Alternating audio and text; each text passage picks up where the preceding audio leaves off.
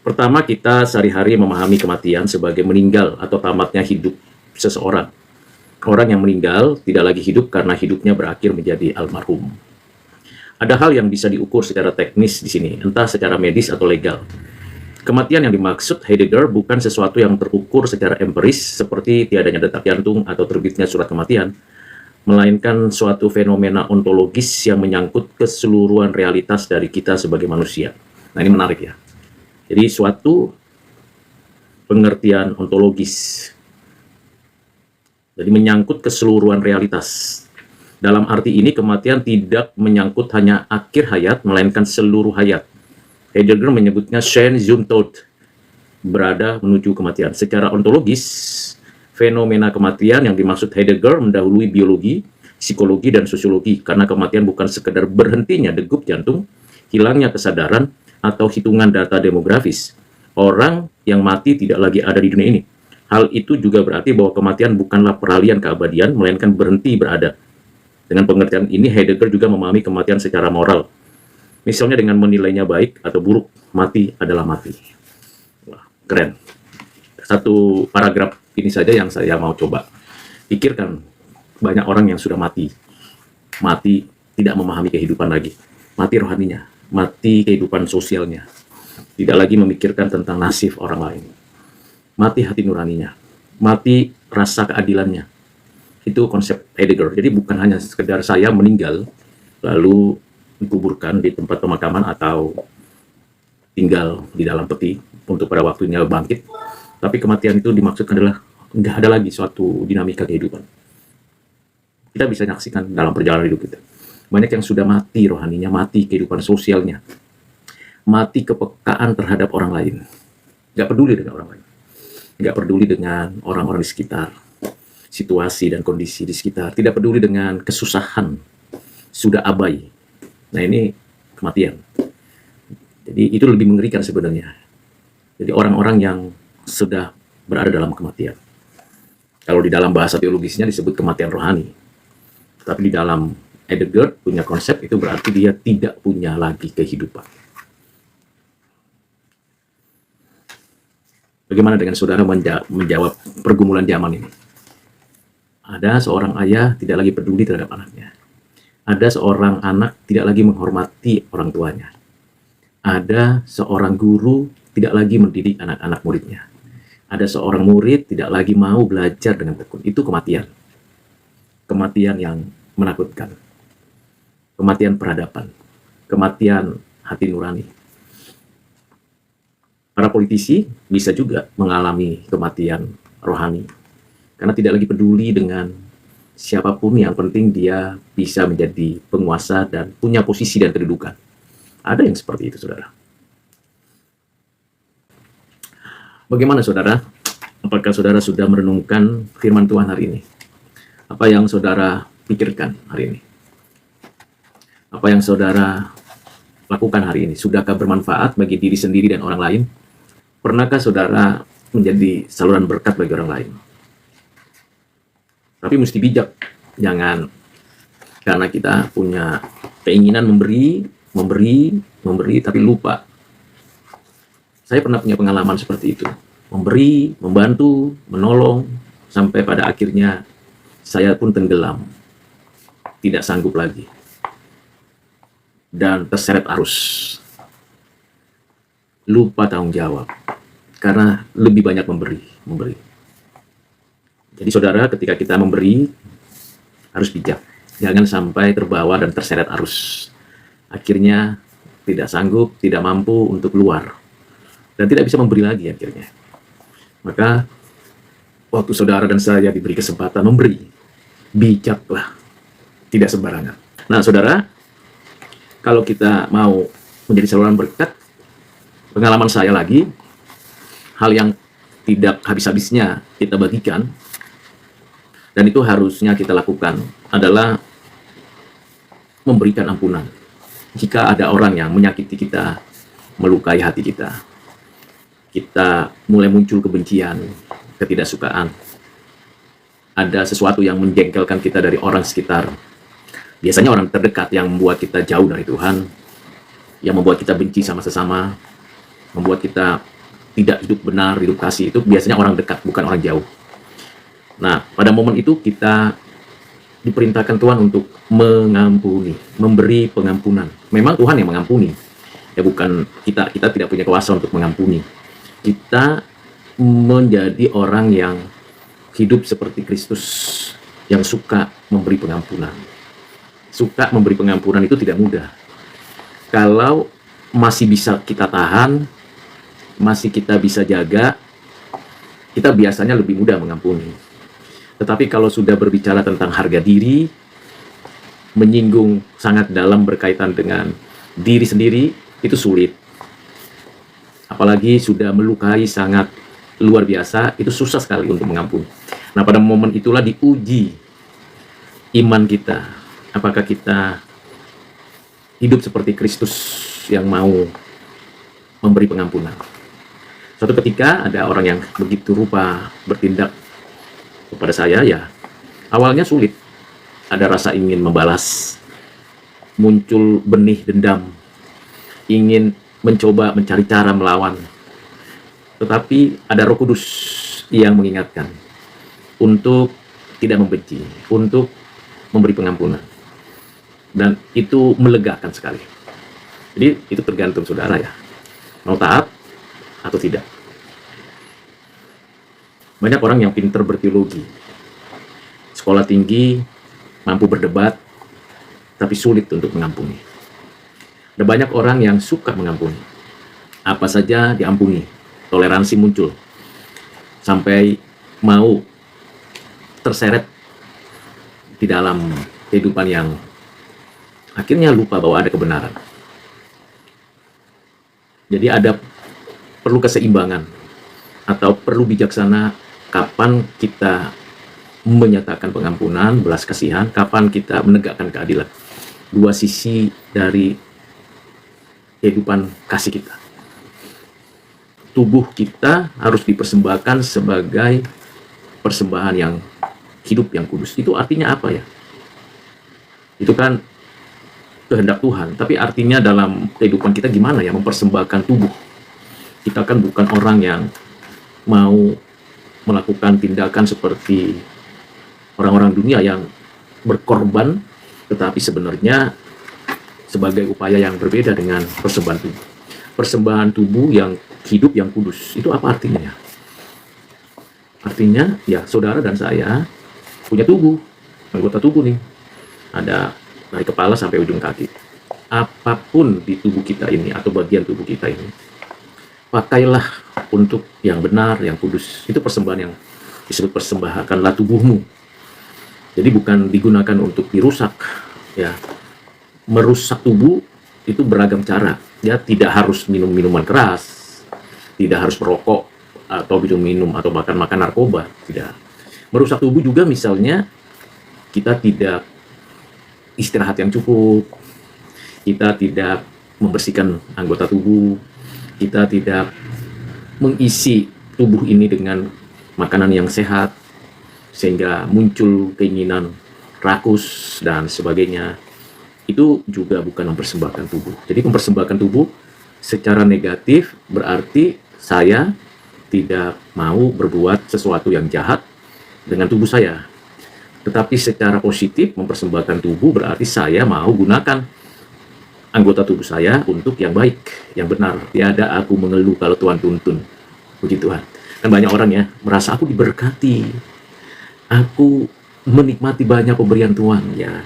Tapi pernah nggak mengeluh? Apa yang membuat kita mengeluh? Nggak mencapai apa yang kita harapkan? Kecewa dengan orang-orang sekitar?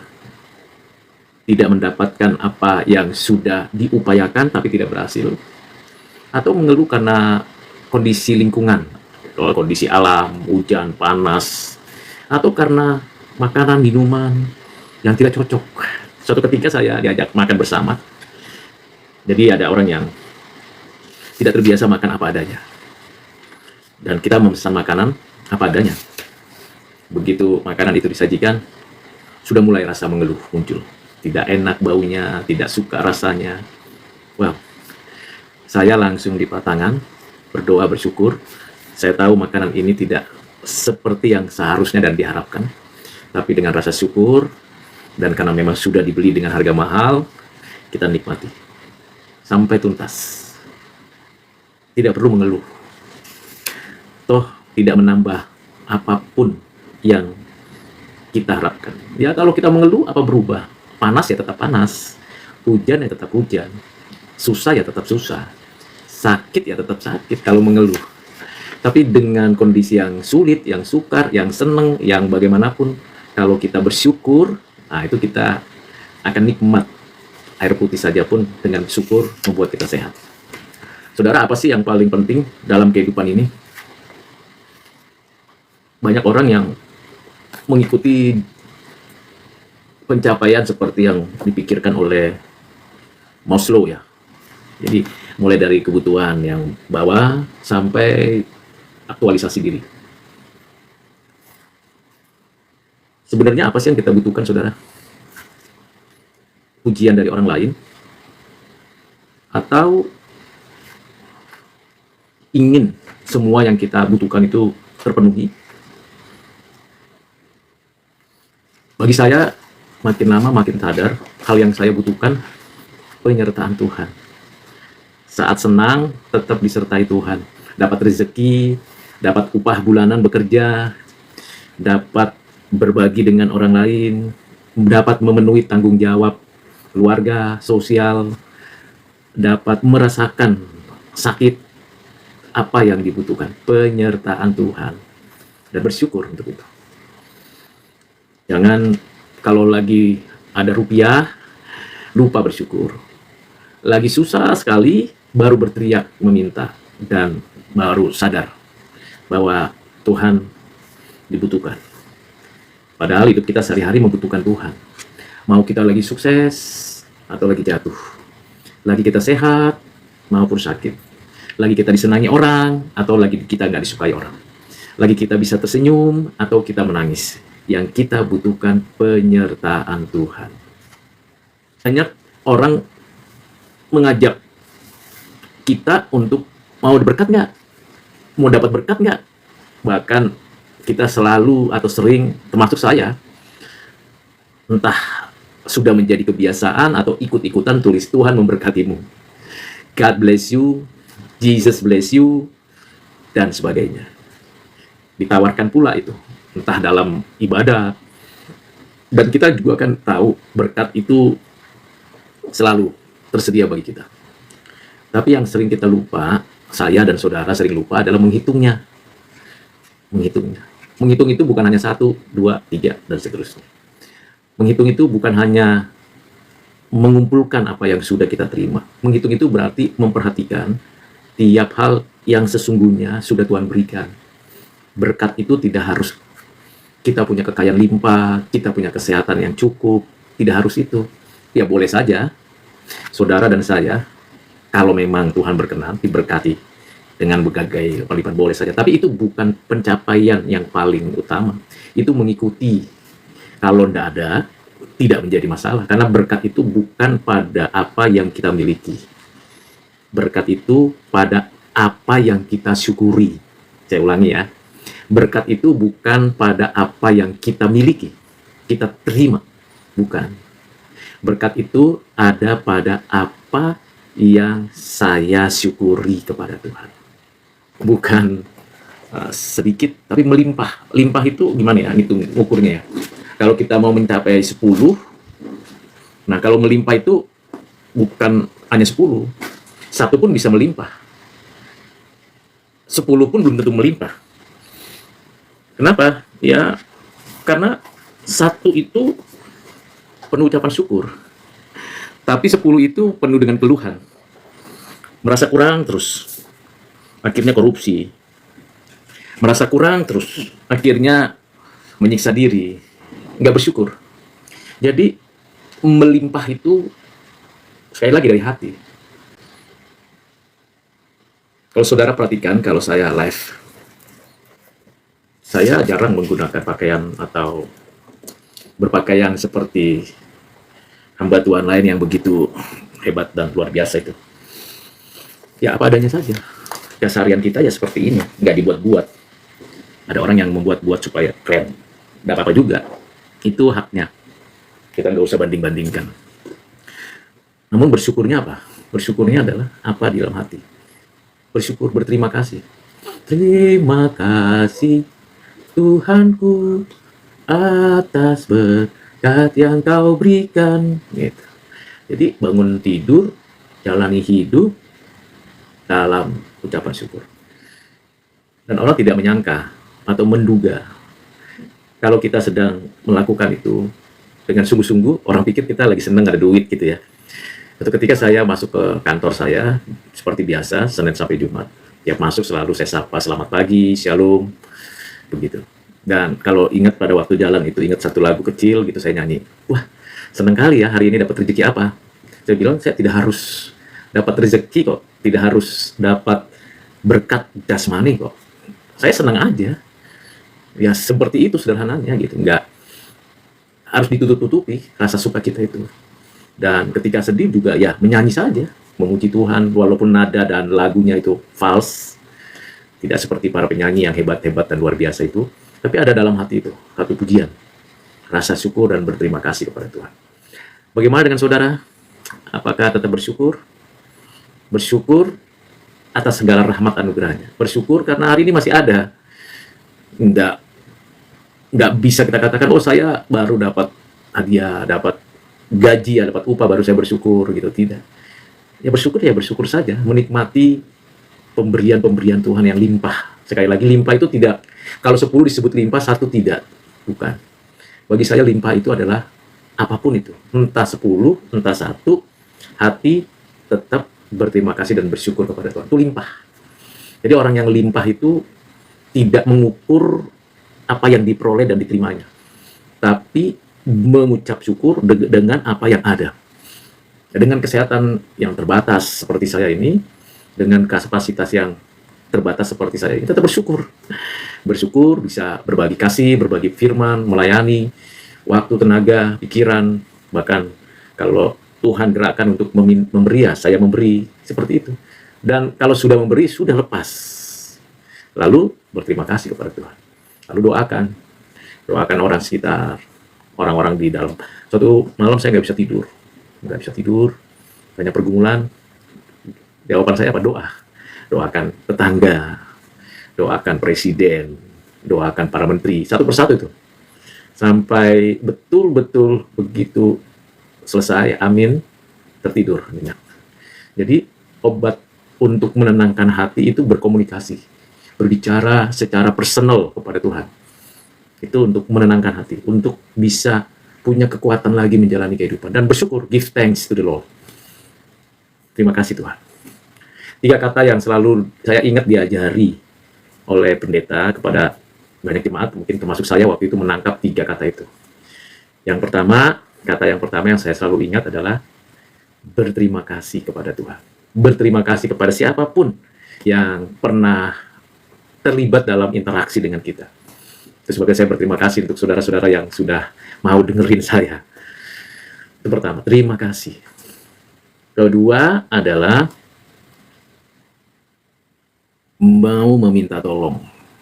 Jadi, kalau kita memang nggak bisa, kita nggak ngerti, kita memang tidak mampu, minta tolong.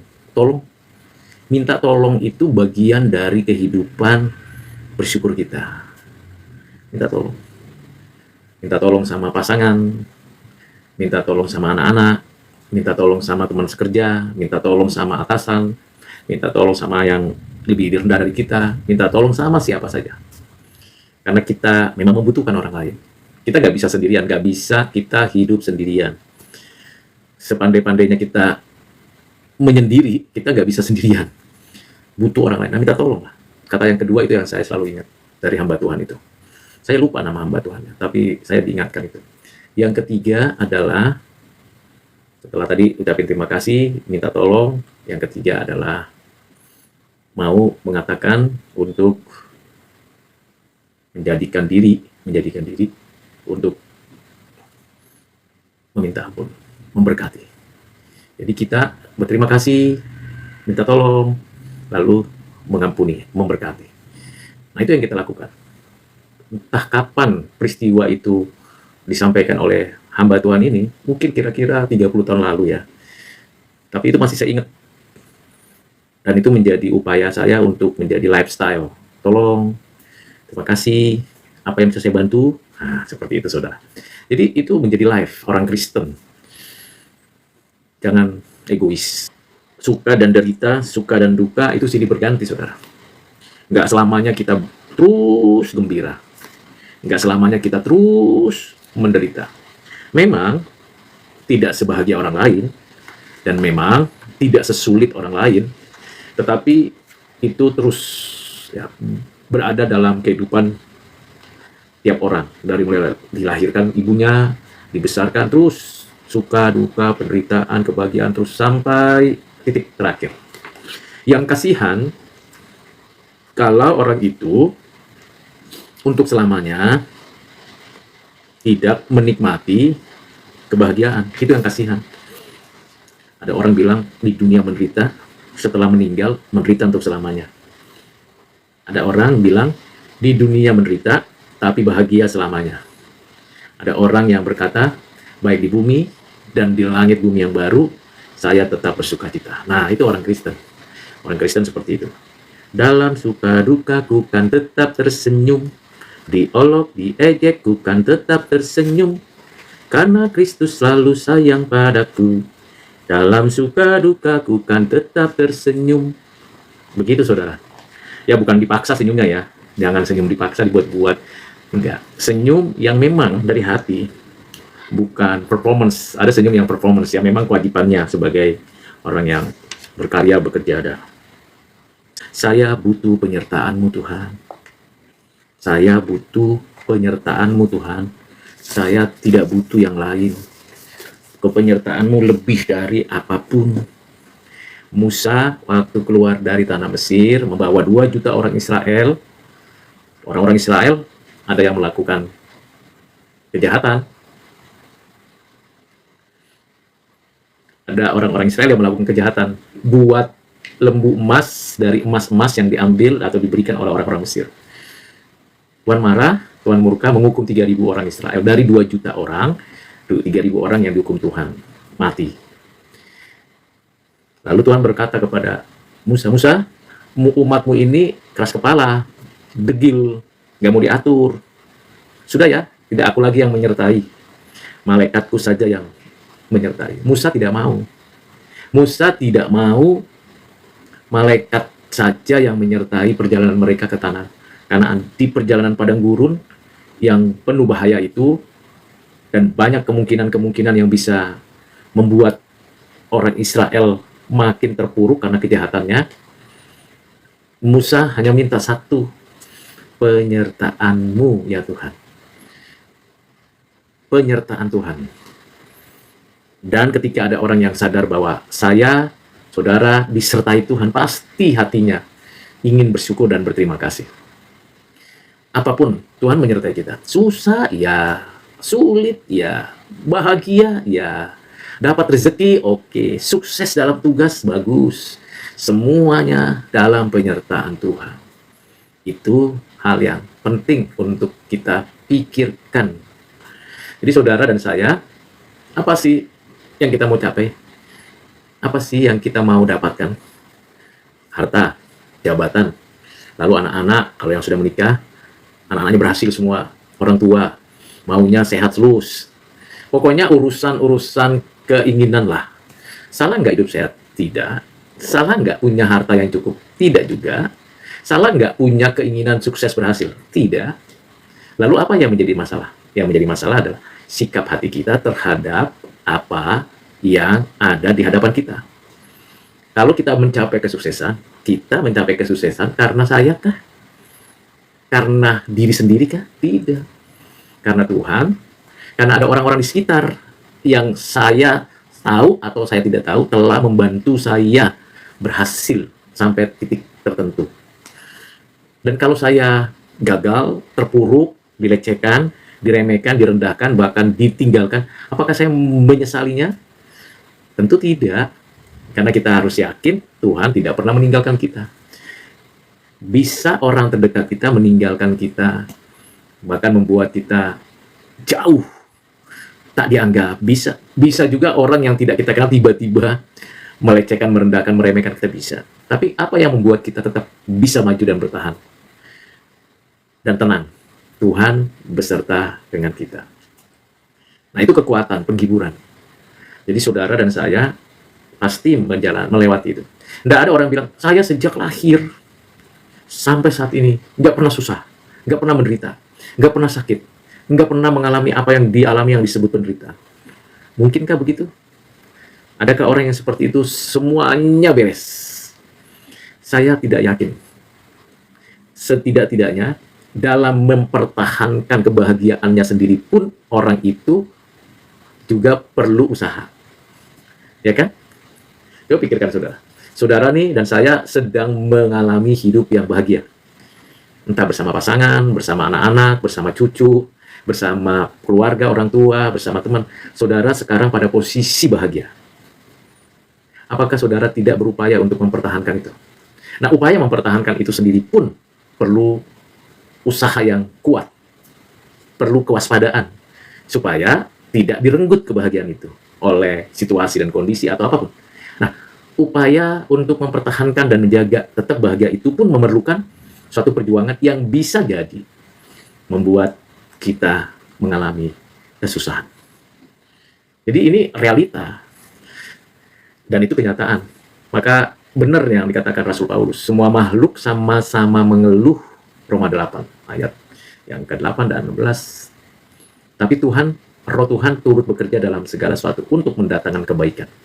Jadi dalam Roma pasal 8 itu kata kuncinya adalah Roh Tuhan bekerja untuk mendatangkan kebaikan. Sekalipun seperti Daniel, Sadrak, Mesak, Abednego, atau Sadrak, Mesak, Abednego yang berada di tempat yang akan diterkam singa atau di perapian, sekalipun ini adalah bukti bahwa Tuhan beserta dengan kita. Iman yang menyatakan bahwa Tuhan beserta kita.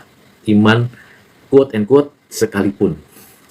Sekalipun aku dalam lembah kekelaman, aku tidak takut bahaya sebab Tuhan besertaku. Habakuk pasal 3 ayat 15, 16, 17. Sekalipun kambing domba terhalau dari kurungan, sekalipun hasil ladang itu tidak baik dan mengecewakan, sekalipun itu aku tetap bersorak-sorai. Mengapa? Mengapa bisa tetap bersorak-sorai?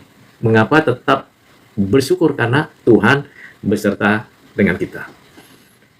Jadi kalau kita sampai batas sukses, Tuhan beserta dengan kita, maka patut bersyukur. Kalau kita sampai batas turun, sampai bawah banget, sampai titik nol, bahkan sampai titik minus, sampai terpuruk, ketahuilah Tuhan beserta dengan kita. Saya sudah mengalami paling tidak sakit parah sampai mau meninggal, pernah mengalami paling tidak sehat, bugar, dan kuat. Saya pernah mengalami paling tidak keberhasilan yang diberikan Tuhan, tapi juga saya pernah mengalami keterpurukan luar biasa bertahun-tahun. Tapi apa satu kata yang paling penting? Tuhan beserta dengan kita. Immanuel. Jadi begitu saudara. Jadi kalau saudara dan saya tidak memahami itu, sulit bersyukur, sulit berterima kasih, sulit mengatakan puji Tuhan. Jadi ketika saya dapat rezeki, tapi tidak seperti yang dimiliki orang lain, lalu saya cerita sama teman, saya bilang, wah puji Tuhan nih dapat segini, seperti itu. Saya sebutkan total yang saya dapat. Kok dapat segitu aja udah puji Tuhan? Kan harusnya seperti saya dapatnya sebegini, bisa 5 kali lipat dari yang saya punya. Tapi saya tenang saja, bersyukur. Nah, itu yang membuat saya menerima, menikmati rasa syukur dengan penuh sukacita. Ya. Jadi Tuhan beserta dengan kita, Immanuel. Jadi saudara dan saya, mari kita latih diri kita bersyukur, latih. Bagaimana melatihnya? Apa yang kita makan, kita syukuri. Hari ini saya makan cukup, bersyukur. Besok nggak tahu dapat makan atau enggak. Kenapa? Ya bisa jadi yang di rumah masak sakit. Bisa jadi bahan-bahan makan yang mau dibeli tidak ada. Bisa jadi uang untuk membeli barang tidak ada. Macam-macam kemungkinan. Tapi sikap hati tetap bersyukur. Nah ini yang tidak mudah. Karena hati kita itu gampang pindah ke sini, pindah ke sini. Jadi seperti dulu ada jam namanya jam yang pakai ada alatnya itu yang teng ke kanan ke kiri ya. Yang hati kita kadang-kadang begini, mutar kanan, mutar kiri, jadi nggak tetap. Tapi kalau yang tetap stabil, fokus, itu hanya mungkin kalau kita tetap bersandar kepada Tuhan yang setia pada kita.